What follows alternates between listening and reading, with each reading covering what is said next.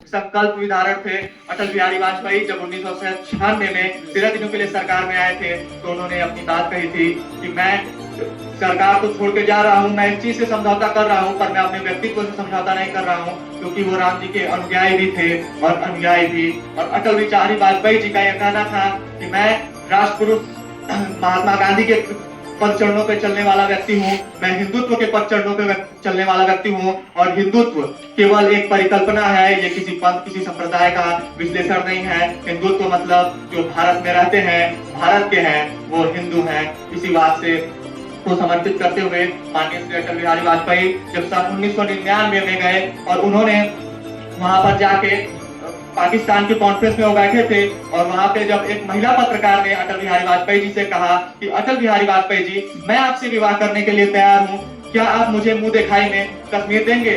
कोई और व्यक्ति होता, घबराता, ठहर जाता, इग्नोर करके आगे बढ़ जाता, और सामने उज्जवल व्यक्तित्व वाले माननीय श्री अटल बिहारी वाजपेयी जी थे। उन्होंने कहा, जी हाँ, मैं आपसे विवाह करने के लिए तैयार हूँ, पर मुझे दहेज में पूरा पाकिस्तान चाहिए। यह सुनते ही उस पत्रकारिका का सिर शर्म से नीचे हो गया और वह वहां सिर झुकाकर बैठ गई, और माननीय अटल बिहारी वाजपेयी जी मुस्कुराते हुए अपने पद की ओर आगे बढ़ गए। और शिक्षा नीति ऐसी जिसको टाला ना जा सके। अटल बिहारी वाजपेयी जी ने कहा था एक बार कि अगर यहाँ का डॉक्टर थोड़ा खराब हो जाए तो मान लीजिए 150 लोगों की मृत्यु हो सकती है, अगर इंजीनियर खराब हो जाए तो एक पुल गिर जाएगा, 100-200 लोगों की मृत्यु और हो सकती है, पर यहाँ का शिक्षक कभी खराब नहीं होना चाहिए। अगर शिक्षक खराब निकल गया तो ये आने वाली सारी पीढ़ियों को अंधकार में डाल सकता है। और उसी शिक्षक के अंदर इतनी कर्तव्य है, इतनी ताकत है कि अगर शिक्षक अच्छा है, अपने कर्तव्यों के हिसाब से वो कार्य कर रहा है, तो आने वाली कई सारी पीढ़ियों को इतना आगे ले जा सकता है कि भारत को विश्व गुरु बनने से कोई नहीं रोक सकता है। भारत जो कि विश्व गुरु आने वाले समय में बनेगा,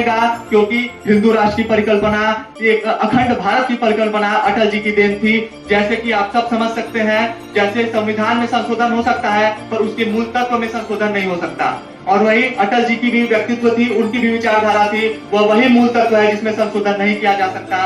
क्योंकि अटल जी एकता में विश्वास रखते थे, अखंडता में विश्वास रखते थे, सबको साथ लेके चलने में विश्वास रखते थे। अटल जी का कहना था, साथ रहोगे, एक साथ रहोगे, विकास होगा और दुश्मनों का नाश होगा। उन्होंने कारगिल के युद्ध के समय ही कह दिया था कि अगर मैं अपना 25% भारत छोड़ने के लिए तैयार हूँ तो मैं एक रात के भीतर पूरे पाकिस्तान पे कब्जा करने के लिए भी तैयार हूँ, पूरे पाकिस्तान को नेस्तनाबूद करने के लिए भी तैयार हूँ। अटल बिहारी वाजपेयी अपने भाषण से, अपने व्यक्तित्व से, अपने विचारों से सबका मन मोह लेते थे, और उनका व्यक्तित्व था कि वह भारत को एक विशालकाय, एक आगामी क्षेत्र में देखना चाहते थे। हम अटल बिहारी वाजपेयी जी का स्मरण केवल इतिहास से नहीं करेंगे, केवल नागरिक शास्त्र से नहीं करेंगे, केवल पन्नों से नहीं करेंगे, बीते हुए अखबारों से नहीं करेंगे। हम अटल बिहारी वाजपेयी जी का स्मरण युवाओं के विचार से करेंगे, भारतीयों के व्यवहार से करेंगे। हम अटल बिहारी वाजपेयी को एक दूसरे के भीतर देखना शुरू करें, और आने वाले समय में अगर अटल बिहारी वाजपेयी के विचार हमारे जैसे युवा के मस्तिष्क में धाराओं की तरह बहते हैं तो यह युवा आने वाले समय में विश्व गुरु बन जाएगा, विश्व पे अपनी परिकल्पना का गौर रह जाएगा। और वो माननीय अटल बिहारी वाजपेयी जी को मैं इस राजर्षि जी के बगिया से कोटि कोटि प्रणाम करता हूँ। उनकी अटलता पे विश्वास रख के मैं अपनी वाणी को विराम देता हूँ। जय हिंद, जय भारत। वाह।